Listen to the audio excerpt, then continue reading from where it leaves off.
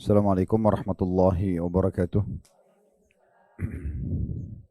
Alhamdulillah, selalu saja kita memuji dan memuja Allah atas segala nikmat yang Allah limpahkan kepada kita. Termasuk Allah masih memberikan kita kesempatan satu hari lagi untuk bisa mengisi dan menambah amal-amal saleh kita dan juga bertaubat bila memang kita memiliki kesalahan ataupun dosa-dosa di masa lalu. Dan selanjutnya kita panjatkan salam hormat kita kepada utusan Allah Nabi besar Muhammad sallallahu alaihi wa ala alihi wa sahbihi wasallam, sebagaimana Allah telah perintahkan kita untuk mengucapkan salam hormat tersebut. Dan tentunya berharap agar diberikan balasan dari salawat tersebut dengan mengucapkan satu kali, kita akan diberikan balasan 10 rahmat Allah. Dan rahmat Allah meliputi pengampunan dosa, peninggian derajat dan juga pemenuhan terhadap kebutuhan-kebutuhan kita. Baik, melanjutkan seperti biasa ibu-ibu sekalian, bedah buku kita agar doa dikabulkan. Sebab terkabulnya dan tertolaknya doa berdasarkan Al-Quran dan juga Sunnah yang ditulis oleh Dr. Sa'id bin Ali bin Wahf Al-Qahtani. Dan kita masih dalam syarat diterimanya doa. Dan kita sudah menyelesaikan pada pertemuan yang lalu syarat pertama, yaitu ikhlas. Bagaimana setiap orang di antara kita betul-betul memurnikan apapun ibadah yang dia kerjakan karena Allah. Tidak ada hubungannya sama sekali dengan manusia. Artinya ibu dilihat oleh orang atau tidak dilihat tetap mengerjakan sholat malamnya, sedekahnya, zikirnya, doanya. Kalau ada seseorang mau mengerjakan sebuah ibadah nanti kalau dilihat oleh orang, ini ciri-ciri kemunafikan. Dan juga jelas dia tidak ikhlas, ya. Karena orang-orang munafik itu punya ciri-ciri, mereka mencari waktu sholat, mereka mencari kesempatan untuk bersedekah, dan ibadah-ibadah yang lainnya kalau lagi dilihat oleh manusia. Sehingga muncullah niat dia untuk riya atau dia pamer dari ibadah tersebut. Ya sudah panjang lebar kita jelaskan dalil-dalil pada pertemuan yang lalu ya. Intinya kalau kita beribadah tidak ikhlas karena Allah, walaupun sedikit saja tercoreng, sudah cukup ditolak oleh Allah Subhanahu wa taala. Saya ingatkan kembali hadis Nabi sallallahu alaihi wasallam tentang masalah jihad. Waktu seorang sahabat bertanya, "Ya Rasulullah, kalau saya berperang betul-betul ikhlas karena Allah, ingin mendapatkan pahala dan mati syahid, tetapi diikuti sedikit saja dengan keinginan popularitas supaya dikatakan seorang pahlawan ya atau jagoan atau apalah ya, misalnya kesatria atau yang semisalnya, apakah aku dapat pahala?" Kata Nabi SAW, tidak dapat apa-apa. 3 kali orang ini bertanya, 3 kali juga Nabi SAW mengatakan tidak dapat apa-apa. Jadi kalau ibu sudah kerjakan satu ibadah, saran kami lupakan saja. Tidak usah dikenang-kenang ya. Karena mengenang-kenangnya ini akhirnya membuka pintu riya. Ya, saya sudah membantu yayasan itu sekian lama. Saya sudah pernah bantu masjid itu, ya. Misalnya saya sudah nyumbang untuk keluarga miskin ini sekian banyak atau sekian lama, itu semua akan membuka pintu riya. Ya. Makanya kata Nabi SAW, al-yasiru minar riya syirk. Sedikit saja riya sudah syirik kepada Allah Subhanahu wa taala. Jadi hati-hati sekali dengan masalah ini. Jadi tidak usah khawatir, malaikat sudah catat semua amal yang kita kerjakan, maka tidak perlu kita mengenangnya kembali. Ya, kecuali kalau untuk pribadi saja, misalnya kita pernah termotivasi untuk mengerjakan ibadah karena mendengarkan sebuah potongan ceramah. Dan ceramah itu memang berkesan banget buat kita. Lalu kita mengenangnya pribadi agar kita bisa mengingat kembali dan kemudian kita mengulangi ceramahnya. Itu berbeda. Tapi kalau untuk dikenang dan diceritakan di depan orang, maka ini tanda tanya gitu ya. Ini perlu jadi sebuah pertimbangan. Bukan tidak boleh ya. Karena seorang orang tua diceritakan pada anaknya pengalamannya bisa saja. Seorang guru ceritakan pada muridnya bisa saja mungkin sebagai pelajaran. Tapi itu sangat peka. Bisa dia ikhlas, bisa tidak. Tapi kalau umum setiap kali kita bertemu dengan orang selalu menceritakan kebaikan yang sudah kita lakukan, maka ini jelas akan lebih persentase besar keriaknya itu lebih besar seperti 80%, 90%, cuma 10% keikhlasannya. Sekarang kita akan masuk syarat kedua dan ini harus dipenuhi agar doa kita diterima oleh Allah Subhanahu wa taala. Dan sudah kita sampaikan doa itu senjata, kendaraan terbaik bagi seorang muslim agar semua hajatnya dipenuhi oleh Allah Subhanahu wa taala. Maka jangan disia-siakan dan tidak ada alasan untuk tidak berdoa sampai hajat kita dipenuhi oleh Allah Subhanahu wa taala. Jangan berhenti. Mungkin tinggal sekali atau dua kali lagi ibu berdoa diterima sama Allah SWT. Tapi sebagian orang kadang-kadang dia berhenti dan bersangka buruk pada Tuhannya sambil mengatakan, oh Allah tidak terima doa saya. Padahal sebenarnya belum. Bukan masalah belum, bukan tidak diterima, tapi belum diberikan jawabannya. Mungkin kadar permintaan ibu itu kalau dikasih angka 10, ibu baru berdoa di angka 5. Masih butuh 5 kali lagi berdoa misalnya.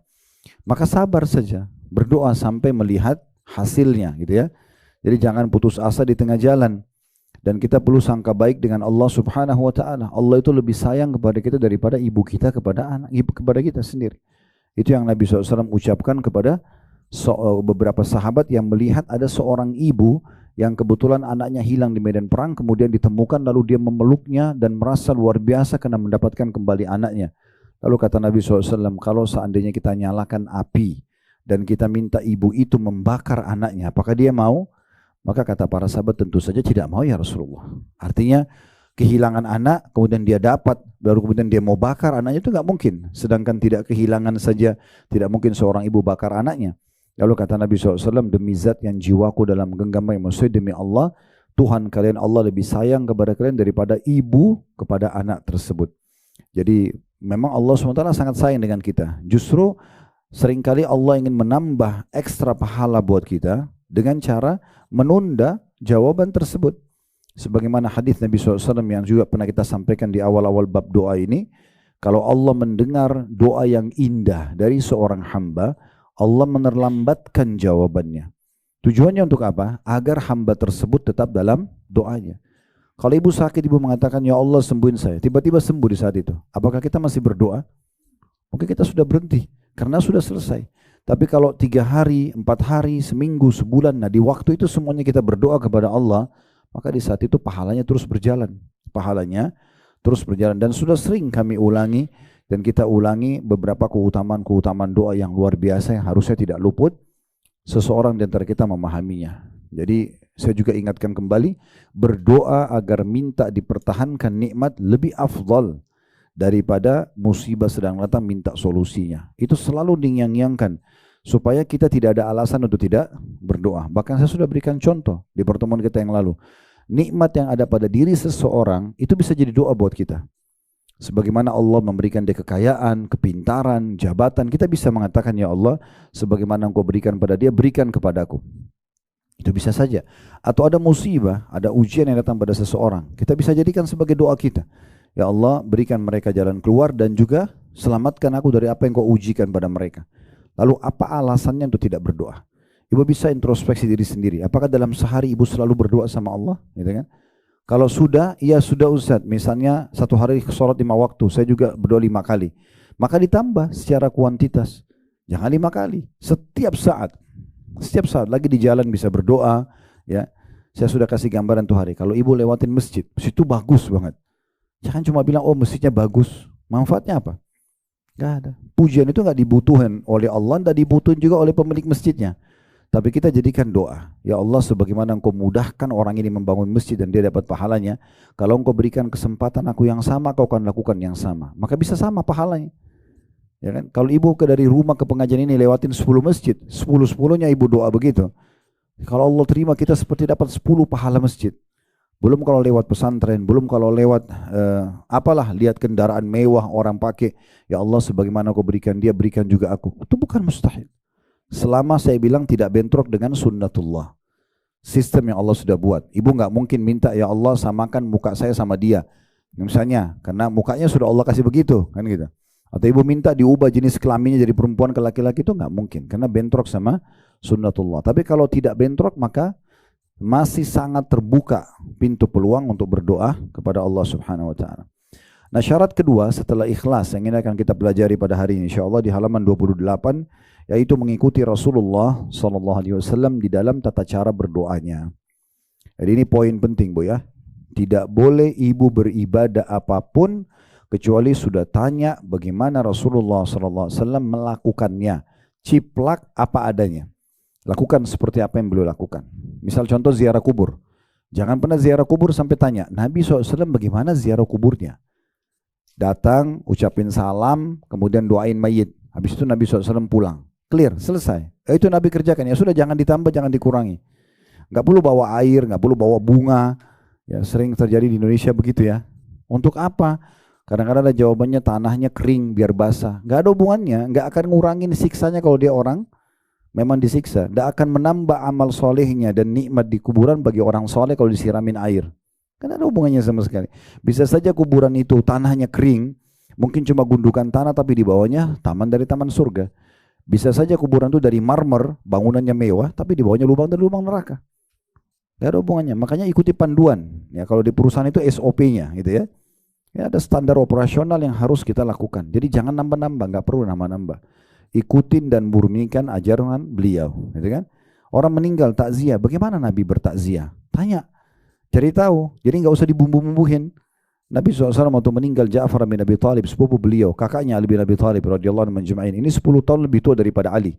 Meninggal mati syahid di perang Mu'tah, ya.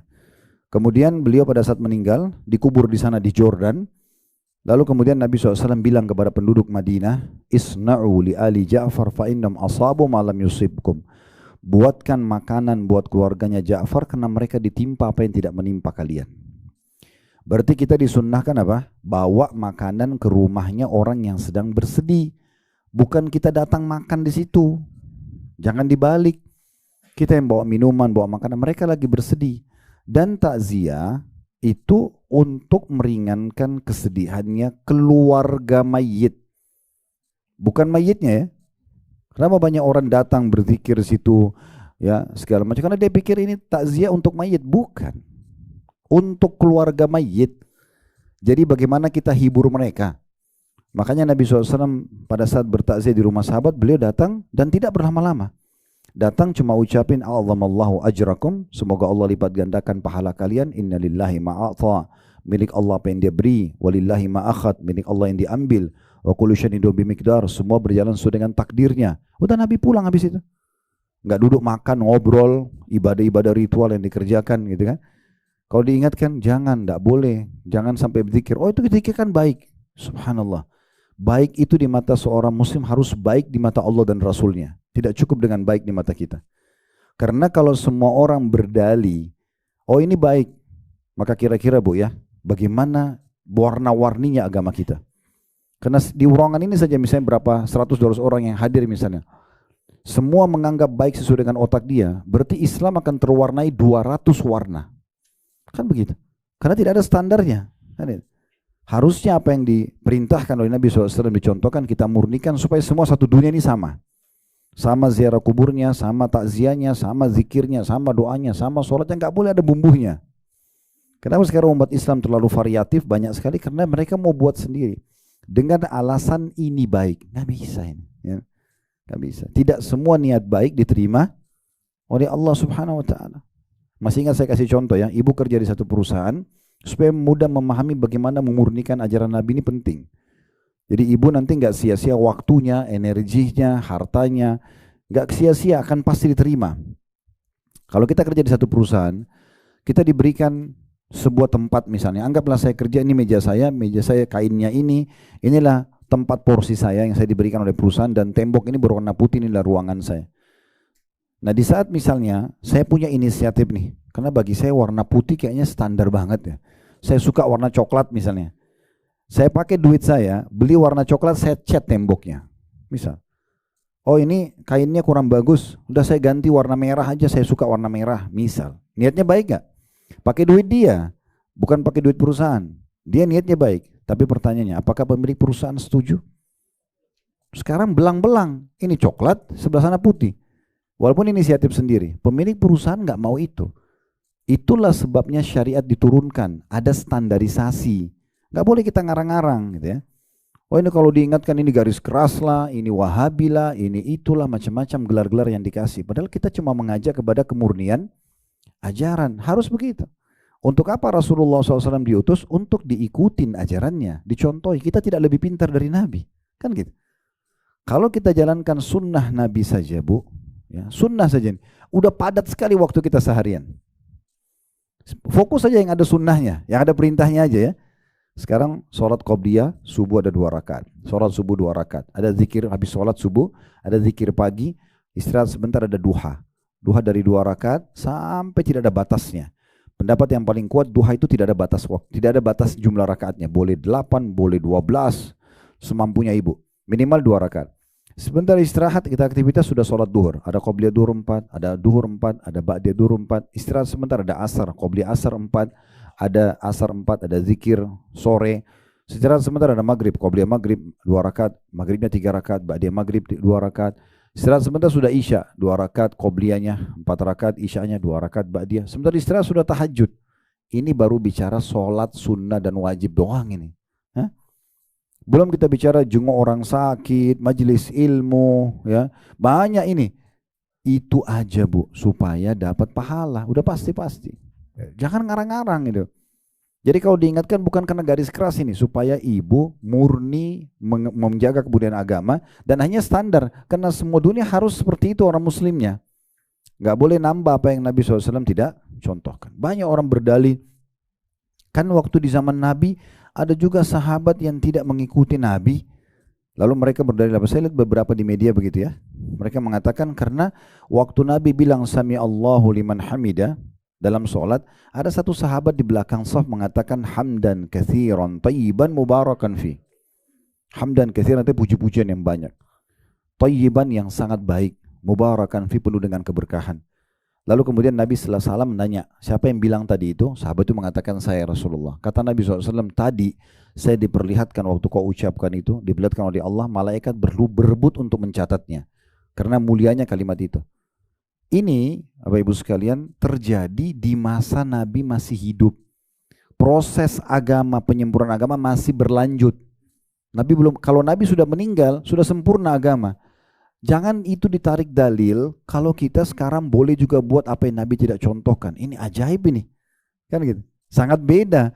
Nggak bisa, nggak ada kolerasinya antara itu sama ini kan. Kalau kita hidup di masa Nabi, kita buat satu perbuatan. Kalau Nabi setujui, diistilahkan dalam Syama'il Muhammadiyah atau dalam mengambil hukum dari Nabi SAW itu ada qauliyah, perkataan, ada fi'liyah, perbuatan, ada takririyah, persetujuan Nabi. Jadi kalau Nabi setuju bagian dari syariat tuh. Tapi itu syaratnya waktu Nabi masih hidup. Kalau sekarang gimana caranya? Nabi sudah meninggal dan agama sudah sempurna. Sudah turun Al-Ma'idah, surah nomor 5 ayat 3. Al-yawma akmaltu lakum dinakum. Hari ini aku sempurnakan agama kalian. Itu turun di masa hidup Nabi terakhir. Di haji wada, haji perpisahan Nabi. Karena agama sudah sempurna. Al-yawma akmaltu lakum dinakum. Hari ini aku sempurnakan agama kalian. Itu turun di haji di musim haji di Arafah kepada Nabi SAW. Dikenal dengan haji perpisahan. Gitu.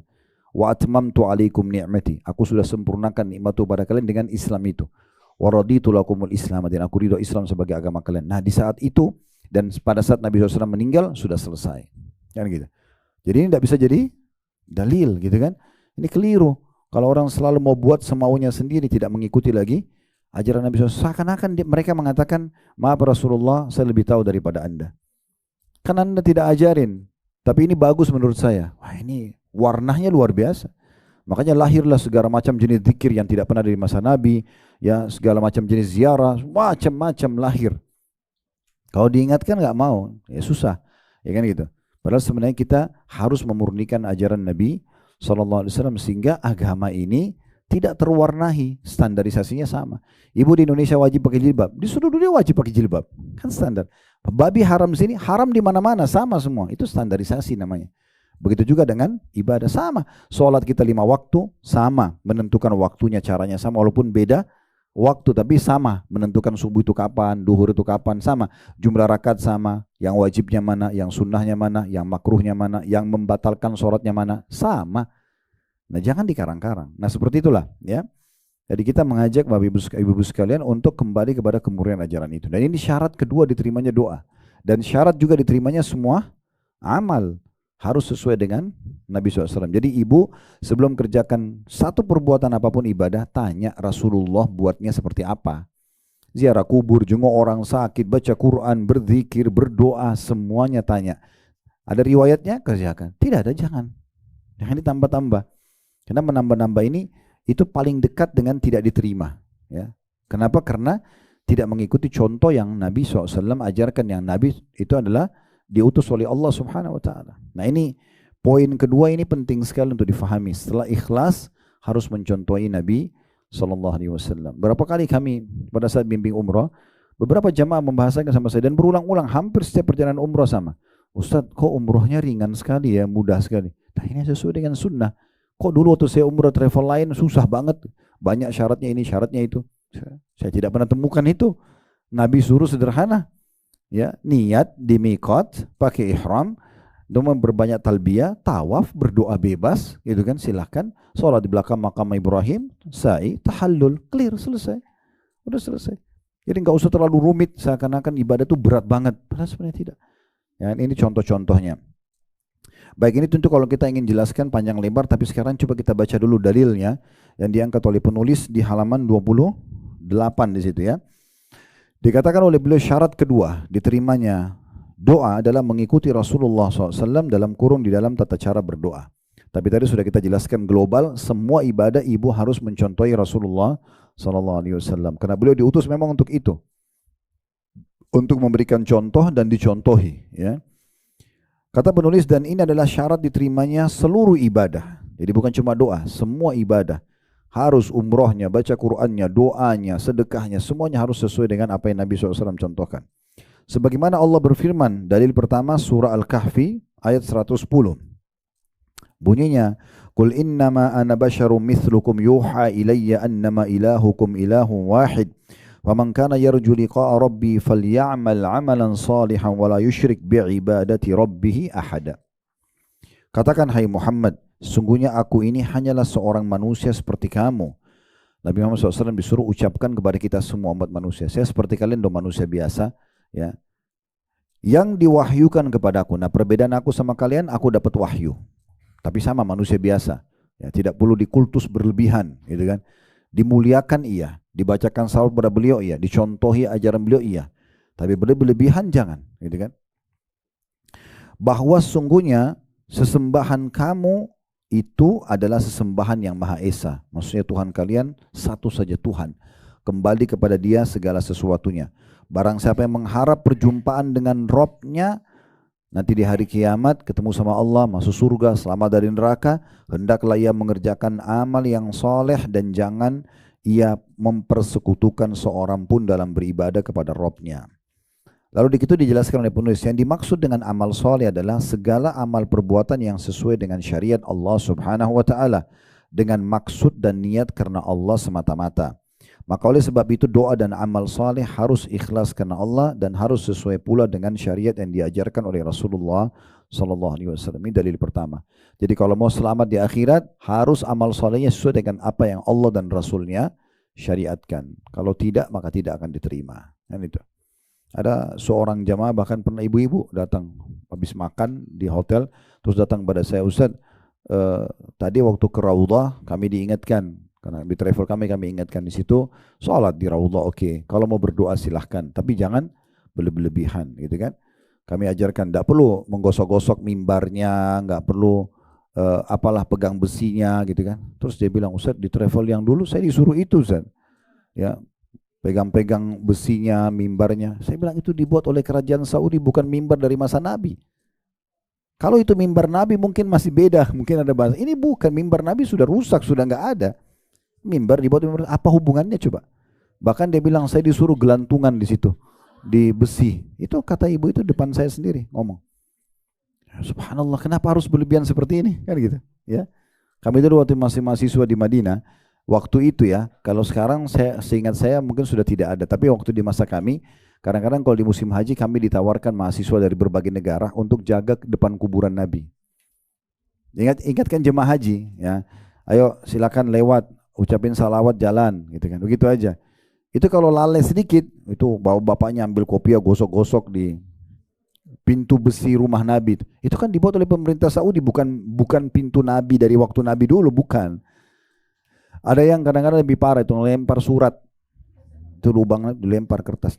Habis haji dibersihin, didapat tulisan bahasa Indonesia, bahasa Urdu, bahasa Inggris. Minta ya Rasulullah sembuhin penyakit saya, Rasulullah moden jodoh saya. Ini kalau Nabi hidup dimarahin nih. Bagaimana minta sama orang yang sudah mati? Nggak boleh. Kalau Nabi masih hidup, itu pun kita masih bilang ya Rasulullah doakan saya kepada Allah agar dimudahin jodoh. Itu iya. Sahabat tidak ada yang bilang ya Rasulullah mudahin jodoh saya, nggak ada. Masih tetap minta, apalagi Nabi sudah meninggal contohnya gitu. Kita subhanallah ada saja. Kadang-kadang orang yang melakukan ini karena polosnya mungkin dia terima saja, kemudian dia main amalkan. Saya perlu titik beratkan ya, mengikuti sunnah Nabi SAW itu, ibu renung itu ya, mudah dan murah. Mudah dan murah. Orang mati nih, ikuti sunnah Nabi coba, kain kafan, mandikan pada saat itu, dan murah, air sama daun bidara. Mau tambah sampo sabun oke lah, digosok badannya karena diwangikan. Bungkus kain kafan, disolati, kubur. Tanahnya gundukan tanah. Nggak ada marmer, nggak ada rumah. Karena Nabi SAW bilang sama Ali, hai Ali, jangan kau temukan kuburan kecuali kau sama ratakan dengan tanah. Jangan dibangunin, jangan ditulisin, gitu kan? Itu kata Nabi. Coba lihat, coba ketik di Google riwayat pesan Nabi kepada Ali tentang kuburan. Coba baca deh. Nabi bilang begitu. Kenapa sekarang kita pakai pagar, pakai marmer, pakai rumah-rumahan?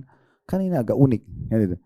Tapi kalau diingatkan, wah ini garis keras. Lu subhanallah, Nabi yang bilang, gimana caranya garis keras untuk menghindari perbuatan dia supaya tidak berubah, maka dia langsung mencap orang lain salah. Kan kita harus berjaksana ya, mikirkan. Jadi itu penting banget untuk memahami masalah seperti ini. Ya. Jadi murah sekali kalau ikuti sunnah itu. Orang meninggal tadi takziah, murah sekali kan?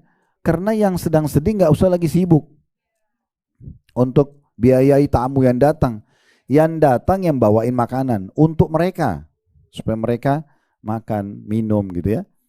Saya pernah pulang dari salah satu rumah artis kita ya waktu itu. Saya ceramah di depan beberapa teman-teman artis semuanya kumpul.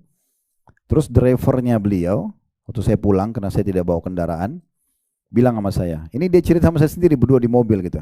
Ustadz, saya ini bukan itu. Dia sebutkan ormas di Indonesia. Saya sebutkan. Dia bilang gitu ya. Terus kemudian, tapi saya bingung Ustaz. Saya minggu lalu dia bilang, ayah saya meninggal dunia di kampung. Ayah saya meninggal dunia di kampung. Kemudian saya ditelepon sama kiainya lalu dia bilang begini, kamu mau ambil paket yang mana? Terus saya bingung, paket apa? Ya paket 3 hari, 7 hari, 40 hari. Kamu tinggal siapin uang, nanti kami yang siapkan orang-orangnya. Apa jawaban dia? Ini fitrahnya orang ya, secara alami orang sebenarnya itu tidak bentrok sama sunnah Nabi. Dia bilang apa? Ustadz saya bingung, masa saya sudah sedih kehilangan orang tua saya harus keluarin biaya lagi. Sampai kadang-kadang di kampung itu jual sapinya, jual ininya hanya untuk itu. Dari mana ajaran ini? Kan gitu, itu yang perlu kita tanya, dari mana ajarannya gitu kan? Kalau Nabi ajarin tidak seperti itu, justru kita datang menghibur mereka. Bedain ya, takziah meringankan kesedihan keluarga yang sedang sedih. Kalau ziarah, ibu lagi ziarah silaturahim, oke lah duduk makan ngobrol silakan. Takziah bukan begitu, ngeringanin kesedihan keluarga mayit. Datang doain pergi. Kau usah lama-lama orang lagi sedih, biarin orang lain juga datang. Dan Nabi kerjakan maksimal 3 hari. Dapat lebih dari 3 hari.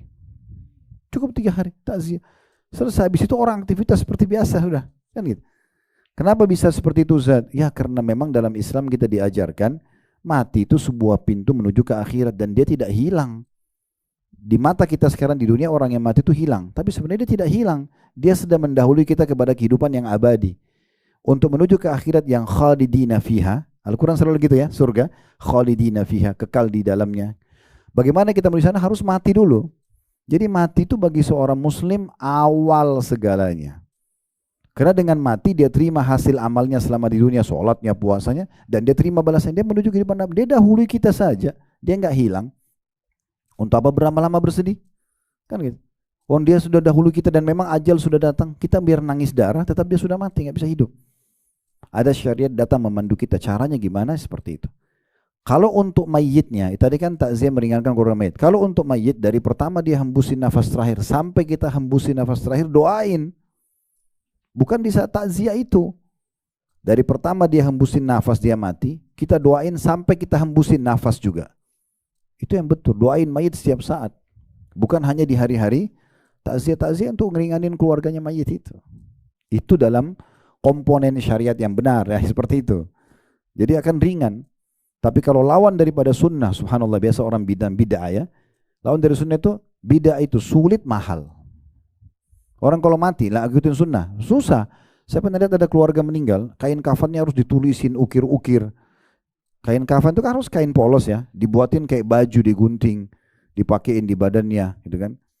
Terus ada tradisi yang unik-unik gitu ya. Kadang-kadang pada saat dibungkus dengan kafan itu harus pada saat dibawa ke kuburan disentakin apa namanya, gerandanya itu sebelum masuk ke kuburan. Itu di Sulawesi Selatan kami biasa begitu ya. Saya tidak tahu kenapa. Ada sebagian orang lakukan itu. Saya juga pernah di Jawa Timur, jenazahnya sebelum pas keluar rumah, sebelum bawa kuburan, itu diangkat, terus ada keluarganya keliling. Pernah lihat nggak? Ya, keliling di bawah pemikulnya itu. Untuk apa ini? Tawaf ini. Kan agak unik ini. Kenapa? Apa maksudnya gitu ya? Belum lagi kalau jenazah lewat, lempar duit koin. Saya kadang-kadang lihat duit, untuk apa lempar duit koin ini? Ada orang mati lewat, pernah juga ada saya jalan sama orang gitu, terus dia buka dompetnya. Saya tanya kenapa? Karena kalau lewat orang, lihat orang mati katanya dapat rezeki. Dari mana khurafat ini gitu? Kalau begitu luar biasa, kita tunggu aja dekat kuburan, ya, iya nggak? Kan sederhana ya. Kalau itu pemikirannya, tunggu dekat kuburan kan setiap hari ada orang dikubur tuh, buka dompet di situ, nggak usah kerja, dapat duit.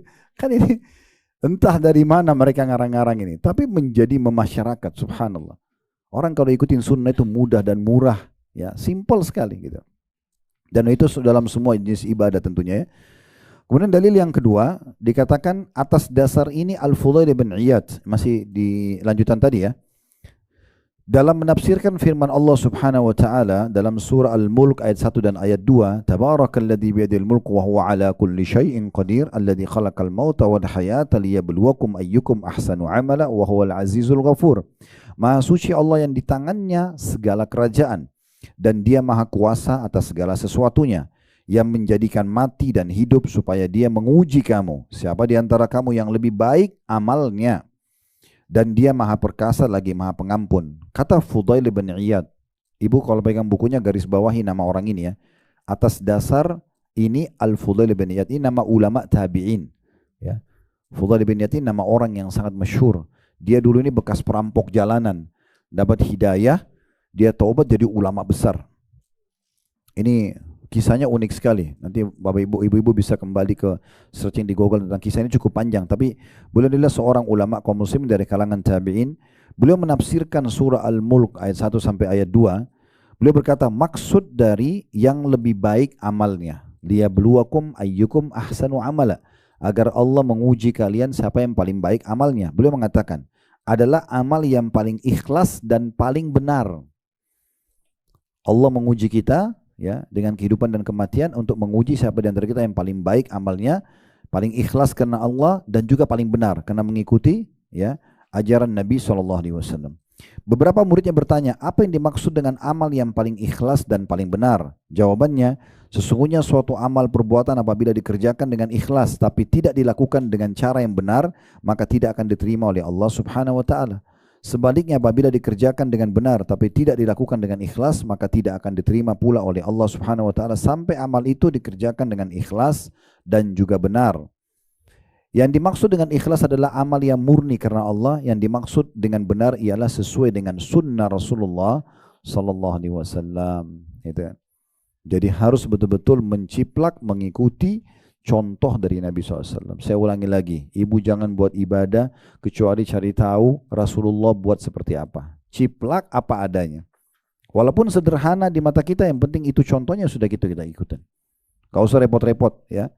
Jangan nambah-nambah, jangan bumbu-bumbuhi. Bahkan jangan pernah menganggap remeh sebuah sunnah Nabi. Masa cuma begitu? Gak boleh. Karena pernah terjadi di masa Nabi SAW, ada 3 orang sahabat bu. Tiga-tiganya merasa karena ibadahnya mereka sangat luar biasa, ya, udah sampai pada level semua perintah agama dikerjakan, muncul perasaan dalam di diri 3 orang ini ingin ibadah lebih, Maka mereka pun datang ke rumah Nabi, lalu tanya pada ummahatil mu'minin, istri-istri Nabi, apa yang Nabi buat di rumah? Aisyah bilang, Rasulullah SAW di rumah kadang-kadang menyelesaikan pekerjaan beliau sendiri atau kadang-kadang membantu istrinya. Maka ketiga orang ini dalam hadis dikatakan ka'annahum aqalluha, seakan-akan mereka anggap kok cuman itu sih ya gitu. Mereka ingin mungkin sholat 1000 rakaat, ya zikir mungkin 10.000 kali, mungkin mereka mau yang begitu. Ya ini tambahan dari saya tapi ya untuk menjelaskan saja. Tapi mereka seakan-akan menganggap kok cuman itu sih, masa Nabi di rumah cuma bantu istrinya atau penuhin hajatnya sendiri gitu kan. Maka mereka tiga-tiganya masuk masjid lalu mereka berikrar. Yang satu bilang, mulai sekarang saya akan sholat malam tidak mau tidur. Pokoknya mulai dari habis ba'diyah isya sampai subuh sholat malam terus, nggak ada tidur. Supaya beda dengan orang lain, mau ibadah lebih. Yang satu lagi bilang apa? Mulai sekarang saya mau puasa, nggak mau buka puasa. Ya, sampai udah nggak tahan. Jadi misalnya sekarang maghrib nih, sehari ini contoh ini kalau misalnya hari Senin nih. Ini contoh saja, kita kan sekarang hari Rabu ya. Tapi ini contoh hari Senin, dia puasa sunnah nih. Pas azan maghrib masih kuat, dia nggak batal. Dia lanjut besok. Dia ingin lebih. Nggak seperti orang umumnya, karena dia merasa mampu mengerjakan. Paham nggak? Yang satu bilang apa? Mulai sekarang saya nggak mau nikah. Karena bagi dia nikah sama wanita ganggu ibadahnya. Ibu jangan tersinggung ya. Karena ini di masa dulu juga, sudah meninggal orangnya. Yang jelas tiga-tiganya ini berikrar begitu. Di masjid didengar oleh banyak orang. Dilapor ke Nabi, ya Rasulullah ada 3 orang di masjid ikrar begini. Ini kalau nggak diperbaikin ini bisa jadi sumber hukum nanti. Maka karena Nabi masih hidup, Nabi datang. Lalu Nabi SAW mengingatkan ketiga orang itu di depan orang semuanya. Sampai kepada saya berita begini dan begitu. Ada di antara kalian yang mengatakan saya tidak mau tidur di malam hari. Ada yang mengatakan tidak mau buka puasa kecuali sudah tidak tahan. Ada yang mengatakan tidak mau nikahi wanita. Maka beliau mengatakan apa? Ketahuilah saya, kata Nabi ini contohnya ya. Saya adalah orang yang paling bertakwa kepada Allah di antara kalian. Tidak usah cari orang yang paling baik level ibadahnya. Sudah saya, kata Nabi. Ingat, saya juga tidur di malam hari dan saya bangun sholat malam. Tidak usah begadang semalam suntuk. Tidur saja. 1 jam, 2 jam sebelum subuh bangun sholat. Tidak usah semalam suntuk siksa diri. Islam tidak seperti itu. Kan gitu. Nabi bilang, saya saja orang yang paling bertakwa, tetap tidur dan sholat. Saya juga puasa dan buka puasa. Dan saya menikahi wanita. Sampai menolak sunnahku bukan dari golonganku. Coba. Jadi nggak boleh ngarang-ngarang. Walaupun kita anggap ringan, itu perintah Nabi sudah seperti itu aja.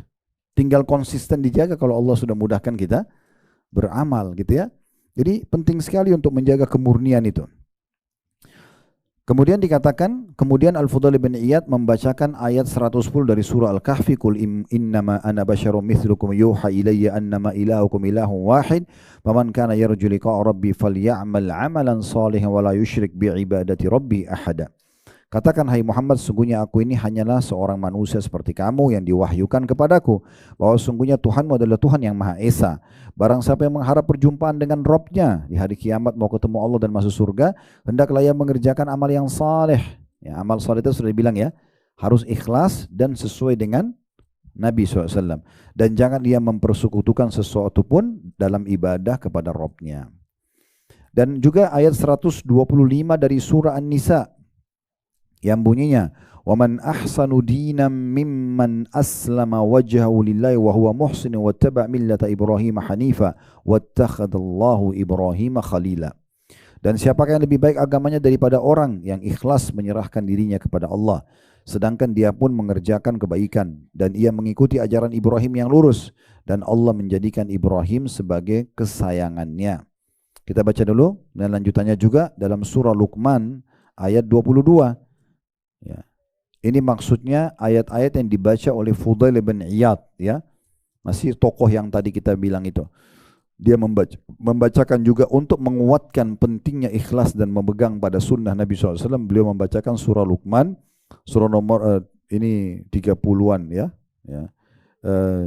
Dia atau di ayat 22-nya tepatnya, berbunyi, wa man yuslim wajhahu ilallahi wa huwa muhsinun faqad istamsaka bil urwatil wuthqa wa ilallahi aqibatul umur. Dan barang siapa yang menyerahkan dirinya kepada Allah sedangkan dia adalah orang yang berbuat kebaikan, maka sungguhnya ia telah berpegang kepada buhul tali yang kokoh, dan hanya kepada Allah lah kesudahan segala urusan. Kemudian dikatakan yang dimaksud Islam al-wajhi atau menyerahkan diri kehadirat Allah dalam ayat tadi ya, dan dia menyerahkan dirinya kepada Allah, ialah memurnikan niat, doa dan perbuatan semata-mata untuk Allah.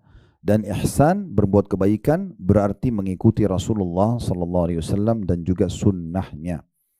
Ini dalil yang dipegang oleh Fudail bin Iyad tentang pentingnya menjaga kemurnian ibadah sesuai dengan perintah Allah dan ikhlas karena Allah, kemudian mencontohi Nabi SAW. Lalu kata beliau di sini penulis, maka wajib atas setiap muslim mengikuti Rasulullah SAW dalam segala perbuatannya, Sebagaimana firman Allah SWT juga yang lain dalam surah Al-Ahzab ayat 21.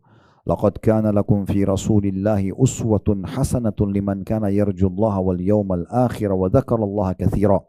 Sesungguhnya telah ada pada diri Rasulullah SAW itu suri tauladan yang baik bagimu, yaitu bagi orang-orang yang mengharap rahmat Allah dan kedatangan hari kiamat, dan dia banyak menyebut Allah. Ada kisah unik dari Abdullah bin Umar radhiyallahu anhuma. Ini sahabat Nabi yang punya julukan sahibut ta'assi, orang yang sangat fanatik mencontohi Nabi. Sampai beliau pernah berhenti di sebuah tempat untuk menyelesaikan hajatnya saja. Ya. Kemudian waktu ditanya, kenapa Anda berhenti di sini? Beliau mengatakan, karena saya pernah waktu haji bersama Nabi, Nabi pernah selesaikan hajatnya di sini. Dalam riwayat lain, beliau pernah mampir di sebuah tempat lalu tidur di bawah sebuah pohon, walaupun sejenak, kemudian beliau pergi. Ditanya, kenapa Anda lakukan? Karena saya pernah jalan sama Nabi, Nabi pernah tidur di pohon ini. Begitu luar biasanya mereka menjaga apa yang Nabi SAW contohkan.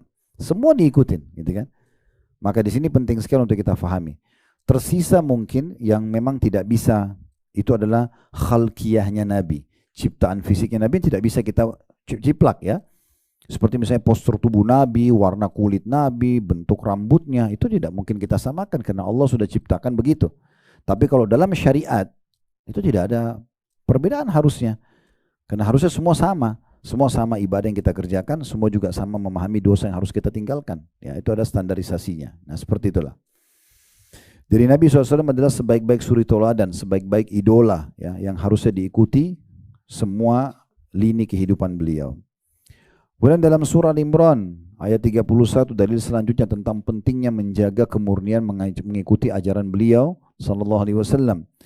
Yang berbunyi, kul in kuntum tuhibbunallaha fattabi'uni yuhibbukumullah wa yaghfir lakum dzunubakum wallahu ghafurur rahim. Katakanlah, jika kamu benar-benar mencintai Allah, maka ikutilah aku. Niscaya Allah mengasihi dan mengampuni dosa-dosamu, dan Allah Maha Pengampun lagi Maha Penyayang. Dari ayat ini, dari surah Al-Imran ayat 31, Nabi SAW diperintahkan oleh Allah untuk menyampaikan kepada semua umat Islam, kalau kalian mencintai Allah, ya betul-betul tahu ada Tuhan kalian dan mau mendapatkan rahmatnya, mau masuk ke surganya di akhirat, maka ikuti aku. Sini fattabi'uni, murnikan ajaranku. Apa yang aku ajarkan ikuti saja. Maka pasti Allah akan mencintai kalian dan mengampuni dosa-dosa kalian. Jadi mengikuti sunnah Nabi SAW, mengikuti panduan beliau dan memurnikannya, maka itu bagian daripada ya, rasa cinta kepada Allah, dan Allah juga akan mencintai kita dan penyebab pengampunan terhadap dosa-dosa. Begitu juga dengan surah Al-A'raf ayat 158 ya. Yang berbunyi, Allah SWT berfirman, Kul ya ayyuhan nasu inni rasulullahi ilaikum jami'an alladhi lahu mulkus samawati wal ard la ilaha illa huwa yuhyi wa yumit fa'aminu billahi wa rasulihin nabiyil ummi alladhi yu'minu billahi wa kalimati wattabi'uhu la'allakum tahtadun. Katakanlah, hai manusia, sungguhnya aku adalah utusan Allah kepadamu semua, yaitu Allah yang mempunyai kerajaan langit dan bumi. Tidak ada Tuhan yang berhak disembah selain Dia. Dia-Nya besar kada ganti Allah, yang menghidupkan dan yang mematikan. Maka berimanlah kamu kepada Allah dan Rasul-Nya, Nabi yang ummi. Nabi SAW punya ciri tidak bisa baca, tidak bisa nulis, dikenal dengan ummi. Yang beriman kepada Allah dan kepada kalimat-kalimat atau kitab-kitabnya, dan ikutilah Dia. Ikutilah Dia maksudnya ikuti siapa? Rasulullah SAW. Murnikan supaya kamu mendapatkan petunjuk. Supaya kamu mendapatkan petunjuk. Makanya bahasa Abu Bakar itu kepada Umar bin Khattab radhiyallahu anhum, bahasa yang sangat menarik. Dimanapun Rasulullah SAW pijakkan kakinya, pijakkan kakimu di situ. Jangan pernah bantah udah, karena Nabi tidak kerjakan kecuali sesuai dengan perintah Allah. Jadi memang kita harus menjaga itu, ya. Dan ada nasihat yang menarik dari salah satu sahabat. Seingat saya perkataan Mu'adz ibn Jabal radhiyallahu anhu. Kalau saya keliru di nama sahabat, tapi perkataan ini betul. Beliau mengatakan akan datang nanti zaman, pada saat itu beliau ambil batu dua besar, kemudian beliau satukan, ada celah kecil ya di antara dua batu itu yang bisa tembus cahaya di siang hari. Maka beliau mengatakan akan datang nanti zaman, tidak tertinggal kemurnian sunnah kecuali seperti cahaya ini. Artinya banyak orang nanti tidak mau memurnikan, semaunya sendiri, nggak mau ikuti syariat Allah Subhanahu wa Ta'ala. Ini bahaya sekali buat dia. Ya, seperti tadi orang kerja di perusahaan tidak mau ikuti SOP maka percuma. Ibu kalau jadi pegawai di perusahaan, ikuti aja peraturan perusahaan, pasti semua dijanjikan dapat. Ya gajinya, ya bonusnya, jabatan dapat, karena sudah ikuti peraturan. Nggak usah jadi ya pahlawan kesiangan, tiba-tiba mau buat sesuatu yang perusahaan tidak suruh. Kecuali pimpinan perusahaan yang bilang, ayo kreatif silakan kembangkan, itu lain. Tapi tidak disuruh seperti itu. Allah tidak perintahkan kita dan Rasulullah SAW tidak mengatakan, ayo kreatiflah dalam ibadah.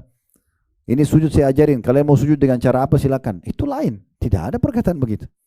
Disuruh menciplak, betul-betul mengikuti tata cara beliau. Ibu tahu tata cara sholat Nabi, saking inginnya Nabi mencontohkan kepada para sahabat dan dinukil oleh mereka kepada kita dan turun-temurun sampai hari kiamat nanti orang-orang beriman akan belajar. Beliau mengatakan, sallu kama ra'aitumuni usolli. Sholat sebagaimana saya sholat. Lalu Nabi naik di atas mimbar supaya orang lihat bagaimana cara sholat beliau praktikin. Ya, supaya sahabat melihatnya. Lagi haji beliau mengatakan, khudu anni manasikakum, ambil kemurnian manasik dariku, tata cara ibadah ini. Bagaimana, kapan masuk Mina, bagaimana cara sholatnya, zikir apa yang dibaca di Arafah, di Muzdalifah sampai selesai haji. Ambil semuanya kemurnian. Jadi waktu Nabi jalan di musim haji itu semua sahabat ikutin. Dicari apa yang Nabi kerjakan. Kalau yang tidak sempat lihat Nabi, mereka menukil, mengambil dari sahabat yang sempat melihat Nabi apa yang Nabi kerjakan. Jadi memang betul-betul menjaga kemurnian tersebut penting sekali, ya, penting sekali. Jadi ibu sudah bisa kalau ada yang sampaikan sebuah hukum tanya, ada dalilnya enggak? Ada ayatnya, ada hadisnya, ada contoh sahabat, nanya. Jangan cuma terima begitu saja mentah-mentah sehingga akhirnya nanti bisa saya benar, bisa saya tidak, kan gitu. Maka ini penting sekali untuk difahami. Kemudian dalil selanjutnya surah An-Nur ayat 54 yang berbunyi, Qul ati'ullaha wa ati'ur rasul fa in tawallaw fa innama 'alaihi ma hummila wa 'alaikum ma hummiltum wa in tuti'uhu tahtadu wa ma 'alar rasuli illa al-balagul mubin. Katakan hai Muhammad kepada semua umatmu, taatilah atau taatlah kepada Allah. Apa yang Allah perintahkan kerjakan, apa yang larang jauhi, dan taatlah kepada Rasul Muhammad SAW. Dan jika kamu berpaling, maka sungguhnya kewajiban Rasul hanyalah apa yang dibebankan kepadanya. Kalau sudah disampaikan Rasulullah bersabda, bu, ya, kerjakan. Ini Nabi nggak contohin doh, tapi tetap aja mau kerjakan. Berarti tugas Nabi dan tugas orang menyampaikan dari Nabi itu sudah cukup menyampaikan. Tidak bisa kita paksakan. Bu nggak boleh loh, ibu jangan gini, kita ketuk rumahnya harus ditinggalkan. Itu bukan tugas kita. Tugas Nabi SAW dan tugas para ulama, para da'i mengingatkan. Dengar, alhamdulillah dia selamat. Dia tidak dengar, ya sudah, dia pertanggungjawabkan sendiri. Pertanggungjawabkan sendiri, ya. Saya pernah berbicara di depan beberapa teman-teman kita da'i dan berulang kali tuh. Saya pernah bicarain di waktu itu kita lagi umrah plus Palestina, di depan da'i-da'i seluruh Palestina dikumpul. Saya tidak sengaja datang ke yayasan itu lalu kemudian diminta bicara. Saya bilang, untuk apa saya bicara di sini? Dia bilang, tolong kasih apalah satu patah kata gitu. Saya tidak tahu kenapa saya bicara tentang masalah itu, tentang masalah kemurnian mengikuti ajaran Nabi SAW. Begitu juga di Indonesia berapa kali kita bahasakan. Ya, benar, saya dikumpul dengan beberapa teman-teman ustadz, kiai gitu, terus diminta bicara. Saya mau bicara apa ini? Kenapa saya harus bicara? Kenapa enggak yang lain? Enggak, ustadz coba bicara. Saya sampaikan apa ada. Bagaimana kita kembali kepada kemurnian ajaran, ya. Dan itu dakwah yang kami sedang sampaikan. Tidak usah diserang dakwah ini karena kita sampaikan dengan dalil. Kalau bapak-bapak tetap mau kerjakan apa yang dianggap benar, silahkan. Tapi ingat, ada pertanggungjawabannya di hadapan Allah. Apalagi disampaikan depan umat. Umat ini nggak paham, cuma ngikutin doang gitu kan. Tanggung jawabnya berat itu. Kerjakan ini, kerjakan itu. Padahal sebenarnya tidak ada sunnahnya. Ini bahaya sekali. Orang kalau kerjakan dan dia diminta pertanggungjawaban, berapa banyak orang yang salah karena dia cara menyampaikan salah. Nah ini harus hati-hati sekali, ya. Makanya dikatakan taatlah, katakan hai Muhammad, taatlah kepada Allah dan taatlah kepada Rasul. Dan jika kamu berpaling, maka sungguhnya kewajiban Rasul hanyalah apa yang dibebankan kepadanya. Maksudnya menyampaikan, kewajiban kamu adalah apa yang dibebankan kepadamu. Dan jika kamu taat kepadanya, nyanya kembali kepada Rasulullah SAW. Jika tahu taat kepada Rasulullah SAW, niscaya kamu akan mendapatkan petunjuk. Dan tidak lain kewajiban Rasul itu hanya menyampaikan atau amanah Allah dengan terang. Maksudnya dijelaskan apa adanya. Maka dalam sebuah hadis juga kata Nabi SAW, yang halal jelas, yang haram jelas. Maksudnya Nabi sudah sampaikan semua. Ini halal loh ya, silakan nikmati makanan, pakaian, pendapatan, pergaulan, segala macam silakan. Ini haram ya, sudah jelas. Di antaranya ada hal yang samar-samar. Boleh nggak sih hukumnya? Kata Nabi, siapa yang menyelamatkan dirinya yang samar-samar, dia menyelamatkan kehormatan dirinya dan agamanya. Dan siapa yang menjerumuskan dirinya pada yang samar-samar, dia terjerumus pada yang haram. Nah, berarti kan tidak ada lagi samar, karena yang samar masuk dalam kategori haram. Kalau ibu nggak tahu hukumnya boleh nggak sih, tinggalkan dulu, jangan dikerjakan dulu sampai ada pembolehannya, gitu ya. Karena itu samar. Kalau samar jangan, kerjakan yang sudah jelas saja. Yang sudah jelas, saya sudah bilang tadi, kalau kita sibukkan dengan yang ada perintahnya aja, udah habis waktu kita itu. Seharian udah habis. Ngapain buat-buat yang tidak ada perintahnya, kan gitu. Ini contohnya. Baik, sekarang masuk ke hadis Nabi SAW. Ada dua buah hadis yang diangkat oleh penulis. Kata beliau setelah menulis atau menukil surah An-Nur ayat 54, maka tidak diragukan lagi bahwa amal yang tidak sesuai dengan syariat Nabi Muhammad SAW adalah amalan yang tidak sah, dalam kurung batal. Tidak sesuai dengan perintah Nabi, tidak akan diterima. Berdasarkan hadis Aisyah radhiyallahu anha, ini dalilnya bahwasanya Nabi SAW beliau bersabda, "Man ahdatha fi amrina hadza ma laysa minhu fahuwa rad." Barang siapa yang membuat-buat ajaran baru dalam agama kami yang tidak bersumber darinya, maka ajaran itu akan ditolak. Ya, andai saja hadis ini tidak ada, misalnya orang bisa saja buat, yang penting dia ikhlas, maka mungkin boleh. Tapi Nabi bilang, ini sabda Nabi, hadis sahih, bisa lihat footnote riwayat Bukhari Muslim di bawah ya. Ada footnote nomor 28, ini hadis sahih. Siapa yang buat-buat ajaran, maksudnya ibadah, yang tidak kami contohkan, akan tertolak. Nabi sudah bilang. Ini bukan perkataan saya, perkataan Nabi. Gitu. Begitu juga dengan riwayat Imam Muslim yang lain, man amila amalan laisa alaihi amruna fahuwa rad. Barang siapa yang melakukan suatu amalan yang tidak didasari agama kami, tidak pernah kami sampaikan, maka amalnya itu ditolak. Rugi sekali. Uang yang dikeluarkan rugi, waktu yang digunakan juga rugi, energi yang dikerahkan rugi, rugi semua. Gak ada hasilnya. Ya, ini sayang banget. Oleh karena itu menjaga kemurnian ini penting sekali. Ya, Bapak Ibu sekalian atau Ibu sekalian ya. Sekarang kita akan masuk, itu tadi syarat yang kedua. Kita akan masuk syarat yang ketiga. Tadi mengikuti sunnah Nabi SAW. Yang ketiga sekarang adalah percaya dan yakin akan dikabulkan doa. Ini syarat penting ya. Jadi nggak boleh ibu berdoa, Allah terima nggak sih? Itu ragu namanya. Diikuti keyakinan dalam hati, Allah dengar, Allah akan kasih. Itu namanya sangka baik dengan Allah. Itu wajib hukumnya kalau mau diterima doanya. Syaratnya. Tanpa syarat ini nggak diterima doa. Diikuti dengan keyakinan. Kata beliau, di antara syarat yang terpenting agar doa diterima adalah percaya kepada Allah dan bahwa Allah Maha Kuasa. Karena apabila Allah berkehendak, maka Allah hanya berfirman, jadilah, ya. Maka jadilah ia. Sebagaimana Allah berfirman dalam surah An-Nahl ayat 40. Selama ibu bukan berdoa yang minta yang haram dan tidak bentrok dengan sunnatullah. Ingat ini ya. Tidak minta supaya muka kita tadi sama dengan muka dia misalnya. Itu kan sistem Allah sudah buat, nggak mungkin. Ibu perempuan, ya Allah ubah saya jadi laki-laki, nggak mungkin. Malam siang selalu ada, ya Allah saya nggak suka malam, hilangkan, nggak bisa. Kalau tidak bentrok dengan sunnatullah dan tidak haram, maka itu bisa diterima. Dikatakan di sini ya, Allah bisa menjadikan apapun, walaupun mustahil di mata manusia. Ibu sudah divonis sama dokter nggak akan sembuh. Sembuh kalau di sisi Allah SWT. Divonis mandul nggak bisa punya anak, Allah masih bisa kasih punya anak. Nggak ada yang mustahil. Yang penting merengek aja sama Allah, berdoa terus. Jangan berhenti sampai Allah kasih. Karena Allah kalau ingin, kun fayakun. Jadi maka jadilah. Ya. Dalam surah An-Nahl ayat 40 Allah berfirman, innama qawluna li syai'in idza aradna an naqula lahu kun fayakun. Maksudnya perkataan kami, kata Allah, terhadap segala sesuatu, apabila kami menghendakinya, kami hanya mengatakan padanya, kun, jadilah, maka jadilah dia. Ya. Juga dalam firman Allah yang lain, surah Yasin ayat 82, innama amruhu idza arada syai'an ay yaqula lahu kun fayakun. Sungguhnya perintahnya, innya besar kata ganti Allah, apabila dia-nya besar kata ganti Allah, menghendaki sesuatu hanyalah berkata kepadanya jadilah, maka jadilah ia. Untuk menambah rasa percaya tersebut bagi seorang muslim, kata penulisnya, maka ia mesti mengetahui bahwa seluruh pintu kebaikan dan keberkatan ada di sisinya, di sisi Allah Subhanahu wa taala. Firman Allah Subhanahu wa taala dalam surah Al-Hijr ayat 21, wa in min syai'in illa 'indana khazainuhu wa ma nunazzilu illa biqadarin ma'lum. Dan tidak ada sesuatu pun melainkan pada sisi kamilah khazanahnya. Khazanah itu maksudnya perbendaharaannya, gudangnya, itu ya. Apa saja yang ibu butuhkan ada semua di sisi Allah SWT. Mau rezeki, mau panjang umur, mau selamat dari mara bahaya, semua dari Allah Subhanahu wa taala. Dan kami tidak menurunkannya melainkan dengan ukuran tertentu.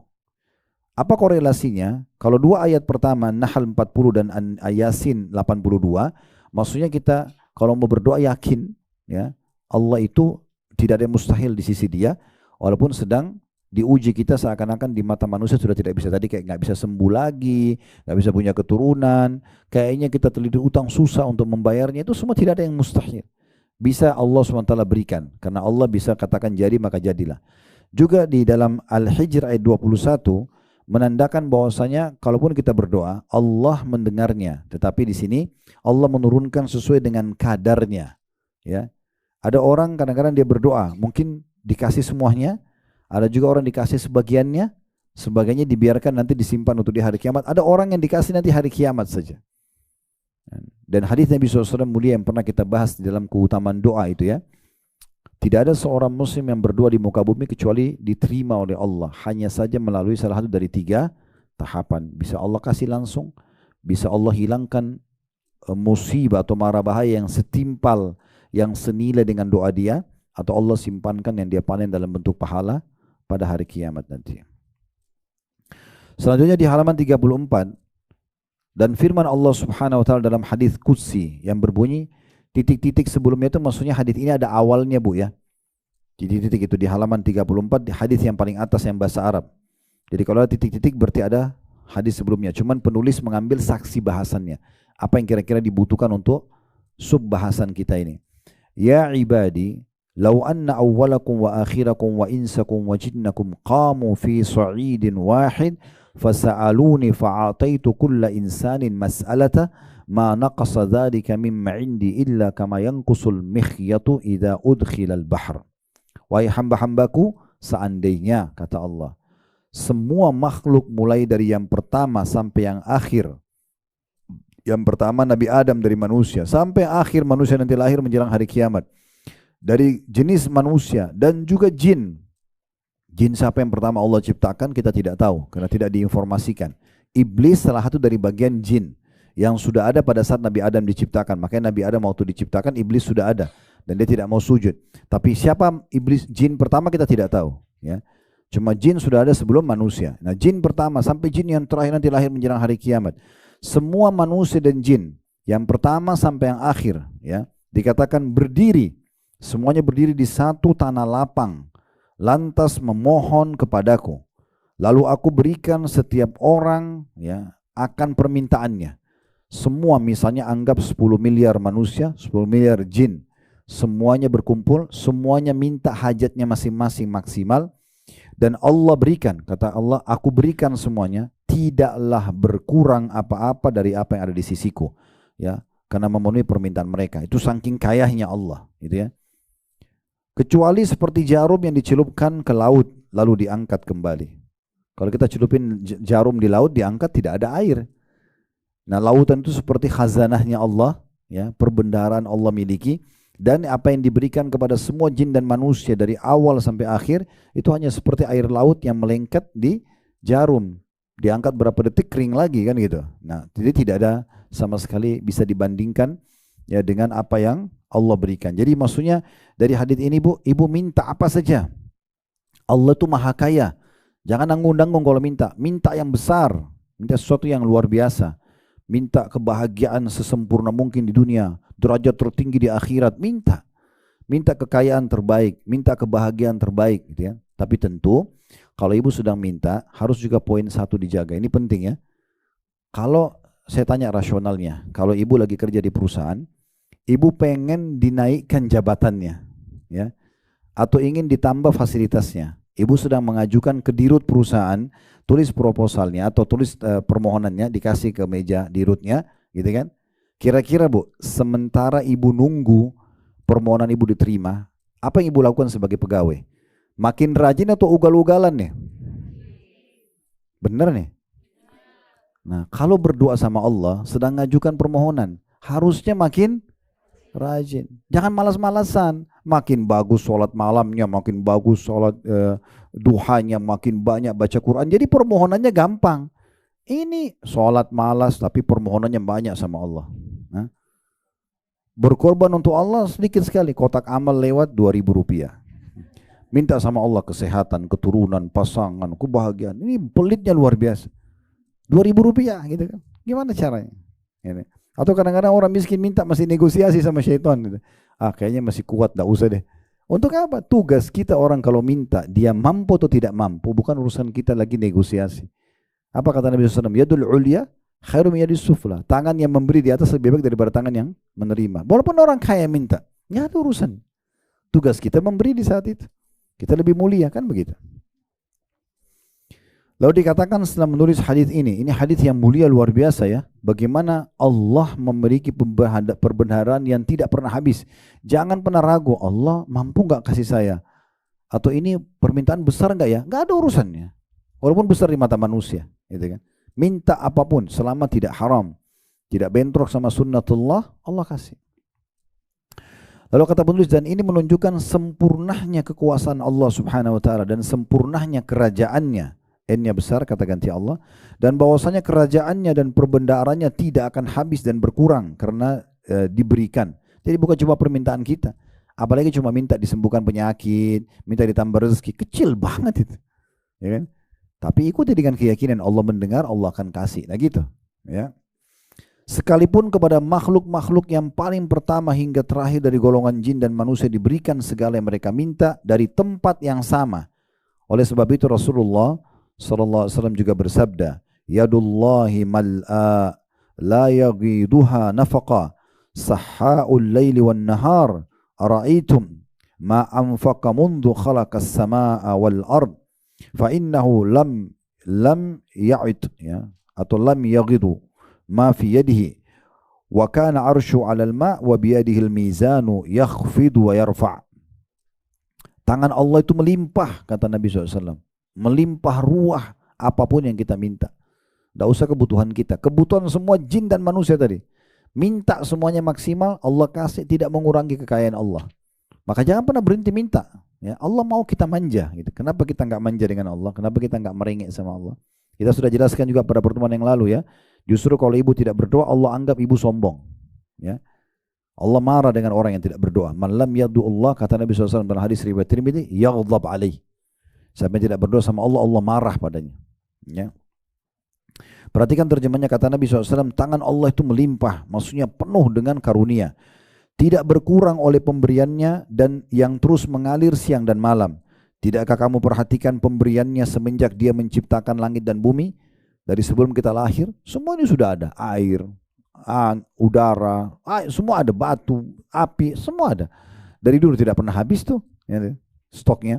Sesungguhnya tidak berkurang sedikit pun segala apa yang di tangannya. Dan arsy-nya, singgasananya di atas air. Dan di tangannya neraca atau timbangan, dia merendahkan dan meninggikan derajat makhluknya. Ada di situ footnote-nya nomor 36 di bawah ya, diriwayatkan oleh Imam Bukhari. Jadi riwayat ini menjelaskan kepada kita tentang kekayaan Allah Subhanahu wa taala. Maka kalau minta tidak usah ragu, penuh keyakinan kalau Allah mendengar, Allah akan memberi, dan permintaan kita kecil sekali. Kalau hanya sekedar minta hajat-hajat kita itu kecil sekali ya. Seorang muslim apabila mengetahui perkara yang disebutkan di atas, maka mestinya ia berdoa kepada Allah dengan keyakinan yang tinggi akan terkabul permohonannya. Ini poin yang ingin diberatkan. Dia harus memiliki tingkat keyakinan tertinggi agar dikabulkan doanya. Abu Hurairah meriwayatkan radhiyallahu anhu bahwasanya Nabi SAW bersabda, "Ud'ullaha wa antum muqinuna bil ijabah." Berdoalah kepada Allah sedang kalian yakin akan terkabulkan. Nggak boleh ragu. Allah kasih nggak ya? Ini kira-kira besar nggak ya? Nggak ada urusannya ya. Berdoa saja. Oleh sebab itu Rasulullah SAW menjelaskan bahwa Allah mengabulkan doa seorang muslim yang cukup syarat, tata cara, dan menghindari segala yang menghalangi terkabulkan doa. Sebagaimana sabda beliau sallallahu alaihi wasallam, "Ma min muslimin yad'u bi da'watin laisa fiha itsmun wala qati'atur rahim illa atahu Allahu biha ihda thalath." Tidak ada seorang muslim pun berdoa memohon sesuatu kepada Allah sedangkan dalam doanya tidak memohon sesuatu yang mengandung dosa, tidak minta yang haram, atau memutuskan tali silaturahim, melainkan Allah memberikan salah satu dari 3 perkara. Titik-titik ini maksudnya 3 perkara tadi itu ya. Bisa dikasih langsung, atau dihilangkan musibah yang setimpal, atau disimpankan yang dia panen dalam bentuk pahala nanti pada hari